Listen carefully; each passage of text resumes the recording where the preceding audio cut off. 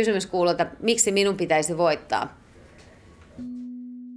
Ninnin tulisi voittaa, koska aina kun hänen kanssaan on tullut asioimaan, niin se on vähän kuin vanhaa kaveria menisi tapaamaan. Että meidän aulakahvion Ninni on kerta kaikkiaan loistava, valoisa, aurinkoinen, ihana, asiakaspalveluhenkinen ihminen. Tietää hommansa, tietää tuotteensa, mutta toisaalta on ihan tavallinen ihminen. Uudistuskykyinen ja innovatiivinen tuon kahvilan kehittämisen suhteen. Ninnissä on jotenkin harvinaista se, että miten tuntuu, että se muistaa kaikkea se asiakkaiden asiat, mistä ollaan juteltu.